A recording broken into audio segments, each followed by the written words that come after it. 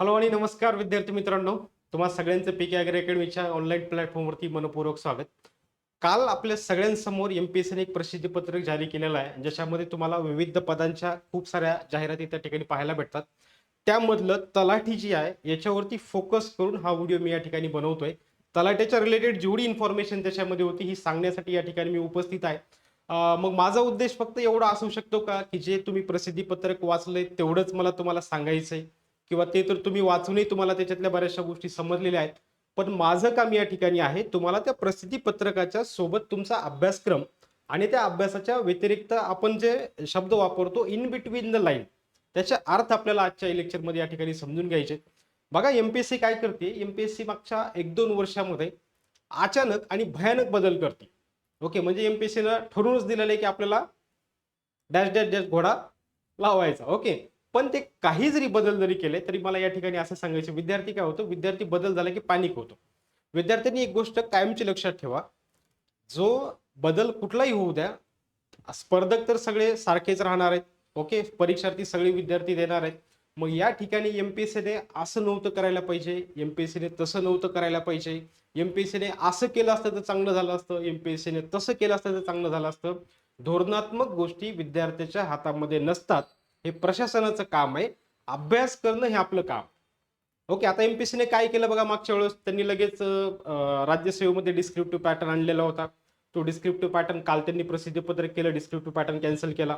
मध्येच त्यांनी सांगितले की वर्षातून आम्ही 2 वेळेला एक्झाम घेऊ, तेही त्यांनी काल निर्णय त्यांचा कॅन्सल केला. यावेळेला तलाठी जी व्हायची आपली, तलाठी म्हणजे अर्थात ग्राम महसूल अधिकारी. जसं आपलं पाळण्यातलं नाव राहतं आणि आपलं पिल्लू सोना बाळा बुळा आपलं असे जसे निकनेम राहतात, तसे त्याचे पण 2 नाव आहेत. ओके, तलाठी आणि ग्राम महसूल अधिकारी. मग आता याच्यामध्ये काय बघा, कालच्या प्रसिद्धी पत्रकाचा अर्थ काय आहे किंवा काय त्यांनी त्याच्यामध्ये काय सांगायचे त्यांना, जे बदल केलेले आहेत ना, हे बदल विद्यार्थ्यांनी लवकरात लवकर स्वीकारायचे. यापूर्वी तलाठी परीक्षा कशी व्हायची, डायरेक्ट सरळ सेवा व्हायची. ओके, एकच पेपर व्हायचा आणि आपलं सिलेक्शन व्हायचं. आता काय झालेलं पॅटर्न, तुम्हाला पूर्व आणि मुख्य अशा पद्धतीचा या ठिकाणी पेपर पॅटर्न आलेला आहे. ओके, पण मला इथं विद्यार्थ्यांना एक गोष्ट सांगायची आहे, काहीही होऊ द्या, म्हणजे पूर्व परीक्षा येऊ द्या, मुख्य परीक्षा येऊ द्या, एक्झाम टीसीएसने घेऊ द्या, आयबीपीएसने घेऊ द्या, एक्झाम आयदर ऑनलाईन होऊ द्या की ऑफलाईन होऊ द्या, हे तुमचे काही जरी कारण असतील किंवा ह्या काही जरी गोष्टी असतील ना, तरी तुमचं सेंट्रलाइज तुमचं टार्गेट जे पाहिजे हा तुमचा सिलेबस असायला पाहिजे. आलं लक्षात? बाकीच्या मी जेवढ्या गोष्टी सांगितल्या, ह्या बाकीच्या सगळ्या गोष्टी ज्या आहेत ह्या गौण गोष्टी आहेत. म्हणजे परीक्षा कोण घेतं, पॅटर्न परीक्षेचा कसा आहे, ओके, त्या सगळ्या गोष्टी गौण आहेत. तुमचा फोकस विद्यार्थी दशेमध्ये सिलेबस वरती असायला पाहिजे. तुमचा इतिहास काल जो होता तोच इतिहास राहणार आहे. महाराष्ट्राचा भूगोल काल जो होता तोच राहणार आहे. इतिहासामधली शारदा सदनची स्थापना पंडिता रमाबाईंनी 1889 ला केली. त्यांची पहिली विद्यार्थिनी गोदूबाई अर्थात आनंदीबाई, नंतर त्यांना बाया कर्वे म्हणतात, ज्यांचं धोंडो केशव कर्वे सोबत त्यांचं लग्न झालं. मग हे टीसीएसने घेऊ द्या की आयबीपीएसने घेऊ द्या, इतिहास बदलवता येत नाही. कालही महाराष्ट्राची उत्तर आणि दक्षिण लांबी 720 किलोमीटर होती. ओके, आणि एक्झाम ऑनलाईन घेतली काय आणि ऑफलाईन घेतली काय, महाराष्ट्राची लांबी बदलणारी नाही, उत्तर दक्षिण. ओके, महाराष्ट्रात कालही कसा मी हसतो हा जो पर्वतांचा उतरता क्रम हो जो होता तोच राहणार आहे. त्यामुळं आपण जे आपलं लक्ष ह्या इतर गोष्टींकडे जे आपलं लक्ष डायव्हर्ट करतो, तसं आपलं लक्ष आपल्याला डायव्हर्ट करायचं नाही. आपला फोकस जो असला पाहिजे हा अभ्यासक्रमावरती असला पाहिजे. इतिहासामध्ये काय काय मुद्दे आहेत ते आपण करायचे, भूगोलमध्ये काय दिलेलं आहे ते आपण करायचं, राज्यघटनेमध्ये काय दिलंय ते आपण करायचं. ओके, तुम्ही अभ्यास जर फोकस केलात, ह्या बाकीच्या सगळ्या गोष्टी तुम्ही सहजपणे टॅकल करू शकणार आहे. इथपर्यंत मी सांगितल्यामुळं जर तुमची एक्झाम बद्दलची भीती जर गेलेली असेल तर डेफिनेटली लेक्चरला लाईक करायची. आता वळूयात आपण एमपीएससीने काय बदल केले याच्याकडे आणि त्याला कसं फोकस करायचं किंवा कशा पद्धतीने ते बदल आहे हे आपल्याला या ठिकाणी समजून घ्यायचे. ओके, चलो. आता सगळ्यांची तुमची काय होणार आहे, ग्रुप सी एक्झाम होणार आहे. ओके, जेवढे वर्ग 3 चे जेवढे पद आहेत हे सगळे एमपीएससीने कॅटेगराईज करून वर्ग 3 मध्ये या ठिकाणी टाकलेले आहेत. ओके, आता त्यांची काय होणार आहे, सगळ्यांची एक पूर्व परीक्षा होणार आहे आणि मुख्य परीक्षा होणार आहे. मुख्य परीक्षेला प्रत्येकाचा सिलेबस जो असेल त्या पदानुसार ते सेपरेट करतील आणि बाकीच्यांचं पूर्व परीक्षा जे सगळ्यांची कॉमन होईल. अवघड काहीही झालेलं नाही, सगळं सोपं आहे. फक्त आपल्याला अभ्यासक्रमावरती फोकस करायचा आहे. तुमच्या प्रिलिम्स मध्ये काय राहणार आहे? तुमच्या प्रिलिम्स मध्ये तुम्हाला राहणार आहेत बघा 100 क्वेश्चन 100 मार्क. प्रश्नांची संख्या तुम्हाला राहणार आहे 100 क्वेश्चन 100 मार्क्स. ओके. तुमचं जे क्वेश्चन विचारण्याचा पॅटर्न जो असेल हा बायलिंग्वल आहे. हे मुद्दामून मी छोट्या छोट्या गोष्टी आहेत, पण जो विद्यार्थी नव्याने तयारी करू इच्छित आहे किंवा जे बदल आहेत ते आपल्याला या ठिकाणी समजून घ्यायचे, त्यामुळे या सगळ्या गोष्टी मी इन डिटेलमध्ये सांगतोय. होऊ शकतं असाही विद्यार्थी हे लेक्चर बघतोय की ज्याला एमपीएससी बद्दल बरंचसं माहिती आहे, आणि असाही विद्यार्थी लेक्चर बघू शकतो की जो जस्ट एमपीएससी ला स्टार्ट करतोय. ओके. असाही विद्यार्थी, दोन्ही विद्यार्थी अँगलमध्ये ठेवून मी या ठिकाणी हे लेक्चर डिलिव्हर करतोय. ओके. या ठिकाणी तुम्हाला मराठी आणि इंग्लिश दोन्हीमध्ये क्वेश्चन राहणार आहेत. तुम्हाला जे तुम्ही कन्व्हिनियंट असाल त्या पद्धतीने तुम्ही सॉल्व्ह करू शकता. तुम्हाला हे 100 क्वेश्चन सॉल्व्ह करण्यासाठी 1 तासाचा वेळ राहणार आहे, आणि ही परीक्षा तुमची ऑफलाईन आणि ऑप्शनल पद्धतीची राहणार आहे. ओके. एवढ्या गोष्टी तुम्हाला या ठिकाणी क्लिअर झाल्या असतील. दुसरा मुद्दा बघा काय, आता पूर्व परीक्षेच्या सिलेबसला तुम्हाला काय आहे. ओके. बघा तुम्हाला पूर्व परीक्षेचा तुमचा एक पेपर होणार आहे. इकडे लक्षात घ्या, पूर्व परीक्षेचा तुमचा एक पेपर होणार आहे. इथं मी प्रिलिम्स लिहितो.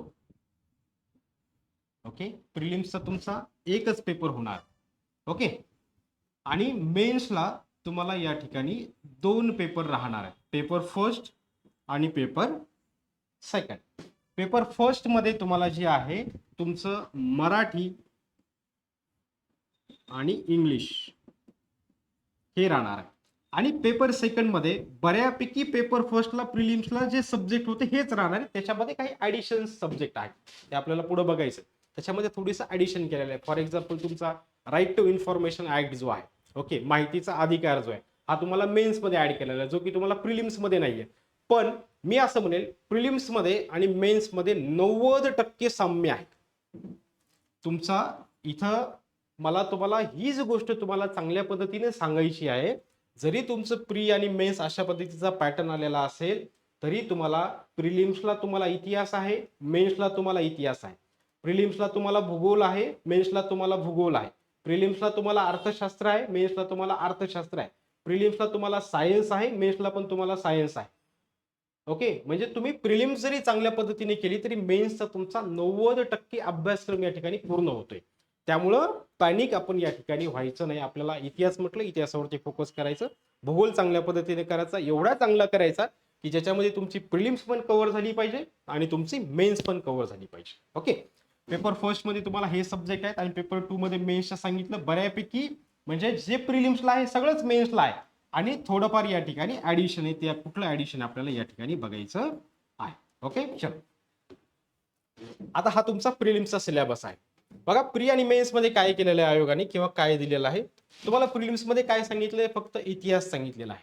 आणि इतिहासामध्ये काय दिलेलं आहे, आधुनिक भारताचा इतिहास, विशेषतः महाराष्ट्राचा इतिहास. ओके. मग याच्यामध्ये कुठले मुद्दे येतात हे त्यांनी फक्त मेन्स मध्ये थोडंसं एलॅबोरेट त्या ठिकाणी केलेलं आहे. ओके. फार काही असा बदल नाही. पण प्रिलिम्स मध्ये तुम्ही हा जो इतिहास वाचाल हाच तुम्हाला मेन्सला कामाला येणार आहे. तुम्ही भूगोल या ठिकाणी जो वाचणार आहात, जसं मी तुम्हाला उदाहरण देऊन सांगितलं की काहीच गोष्टी बदललेल्या नाही. जसा तुम्हाला हा या ठिकाणी जसा भूगोल आहे तसंच तुम्हाला मेन्सला देखील त्याच गोष्टी आहेत. इथं तुम्हाला इकॉनॉमिक्स आहे, मेन्सला पण तुम्हाला त्या ठिकाणी इकॉनॉमिक्स पाहायला भेटेल. फार तर फार काय होऊ शकेल, मेन्सला थोडीशी डिफिकल्टी लेवल प्रिलिम्स पेक्षा त्या ठिकाणी तुम्हाला जास्त पाहायला भेटेल.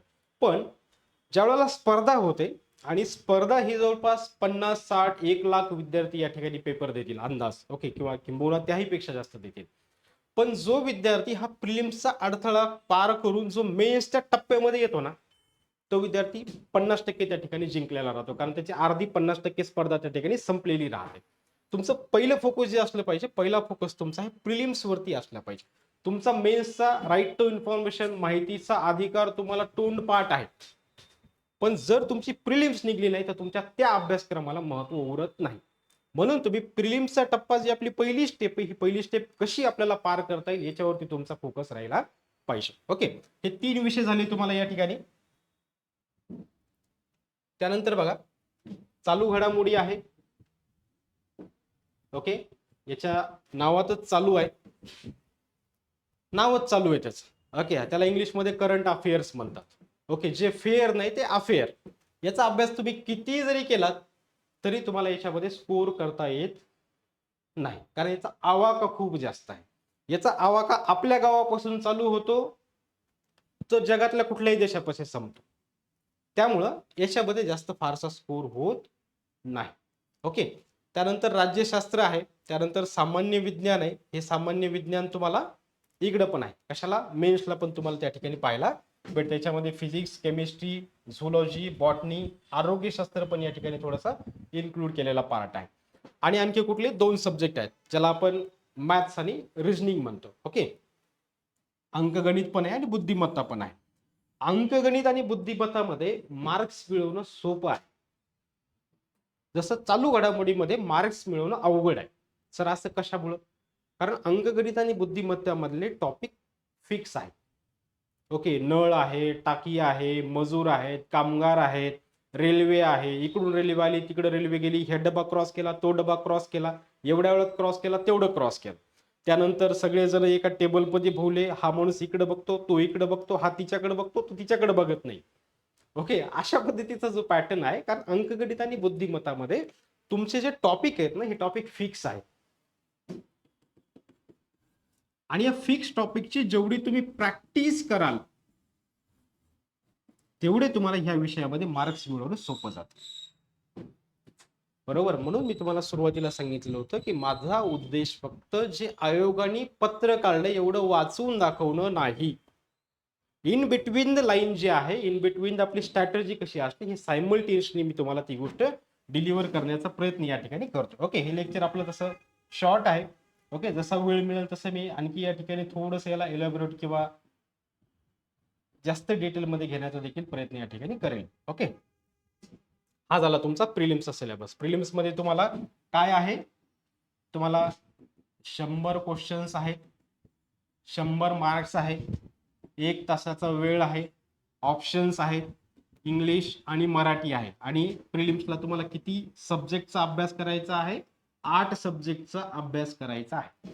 आणि 8ला 8ही सब्जेक्ट तुम्हाला मेन्सला आहेत. क्लिअर?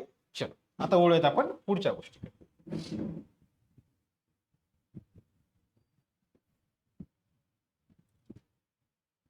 बघा, हा तुमचा मेन्सचा सब्जेक्ट. मेन्सला काय आहे हे तर तुम्हाला वाचून पण कळतं.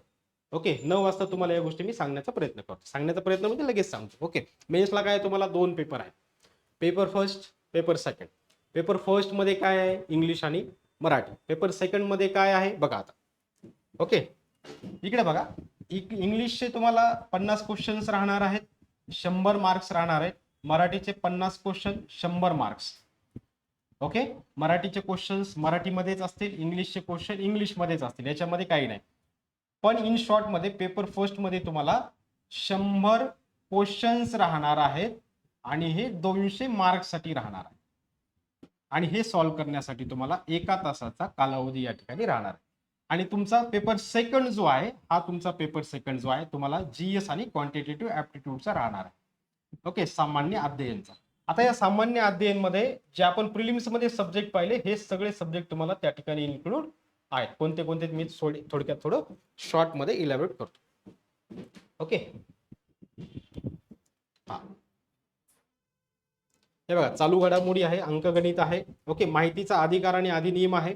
इथं महाराष्ट्र लोकसेवा हक्क अधिनियम, हे पण थोडंसं जे तुमचा प्रिलिम्स मध्ये भाग नव्हता, हा भाग या ठिकाणी इन्क्लूड केलेला आहे. प्रिलिम्स मध्ये तुम्हाला हा टॉपिक नव्हता, माहितीचा अधिकार आणि हे. म्हणून मी सांगितलं प्रिलिम्स आणि मेन्स मध्ये पेपर सेकंड याच्यामध्ये 90% तुम्हाला सारखा सिलेबस या ठिकाणी पाहायला भेटणार आहे. त्यानंतर राज्यव्यवस्था, राज्यघटना, तिथं फक्त राज्यशास्त्र म्हटलेलं आहे, इथं त्यांनी फक्त थोडंसं इलॅबोरेट केलेलं आहे. महानगरपालिका, राज्यपाल, मुख्यमंत्री, मंत्रिमंडळ, पंतप्रधान, राष्ट्रपती, थोड्याशा गोष्टी इलॅबोरेट केल्या. प्रिलिम्स मध्ये तुम्ही हेच वाचणार आहेत, काही नवीन तुम्ही त्या ठिकाणी वाचणार नाही. तिथं बघा, आधुनिक भारताचा विशेषतः महाराष्ट्राचा इतिहास, प्रिलिम्स मध्ये फक्त एवढं टायटल दिलेलं होतं, याच्यामध्ये काय आहेत हे मेन्सला दिलेलं आहे. तसंही तुम्ही प्रिलिम्स मध्ये हेच वाचणार आहे. त्यामुळे प्रिलिम्स अशा पद्धतीने वाचा, जेव्हा केव्हा तुमच्या पुढे एखादा समाज सुधारक येईल किंवा तुम्हाला इतिहासामधली एखादी घटना तुमच्या समोर येईल, त्यावेळेला त्याला असं वाचा की जी तुम्हाला मेन्स मध्ये पण कामाला आली पाहिजे. ओके, कारण तुम्हाला मेन्स मध्ये पण तेच वाचायचं आहे.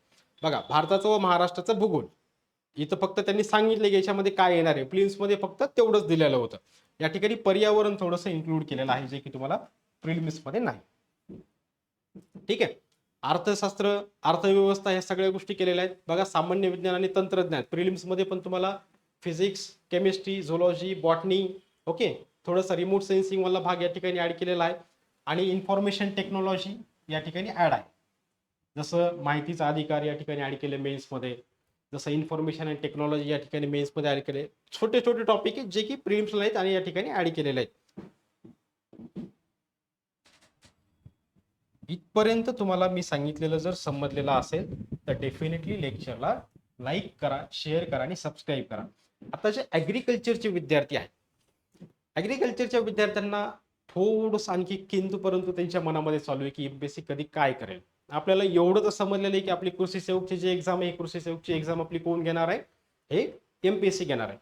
माझा प्राथमिक अंदाज मला असा सांगतो की मोर ऑर लेस आपला सुद्धा, कारण जी कृषी सेवकची जी एक्झाम आहे, ही कृषी सेवकची एक्झाम जी आहे ही याच्यामध्येच येते, वर्ग 3 मध्येच येते. मोर ऑर लेस जवळपास याच पद्धतीचा आपला पॅटर्न असू शकतो. म्हणजे प्रिलिम्सला आपल्याला ते असेल आणि मेन्सला जे टोटली ॲग्रिकल्चर असू शकतं. ओके, अशा पद्धतीचं. बट वेट अँड वॉच, थोड्या दिवसात आयोग जसं ह्या गोष्टी यांनी क्लिअर केल्या तसंच कृषी सेवकच्या बाबतीत देखील आयोग त्या गोष्टी क्लिअर करेल. ओके, चला, चॅनलला जे विद्यार्थी नवीन असतील डेफिनेटली त्यांनी चॅनलला लाईक करा, शेअर करा आणि सबस्क्राईब करा तुमच्या मित्रमंडळीपर्यंत. ठीक आहे. अशाच नवीन व्हिडिओची अपडेट येण्यासाठी चॅनलला तुम्ही सबस्क्राईब करून ठेवा. चला, तुम्हाला सगळ्यांना नवीन पॅटर्नच्या अभ्यासासाठी खूप खूप मनपूर्वक शुभेच्छा. ज्या गोष्टी सांगितल्या प्रॉपर स्ट्रॅटर्जी ठेवा, चांगल्या पद्धतीने नियोजन करा, डेफिनेटली तुम्हाला पोस्ट त्या ठिकाणी मिळणार आहे. भेटूयात नवीन व्हिडिओमध्ये. तब तक के लिए bye bye, take care, thank you so much.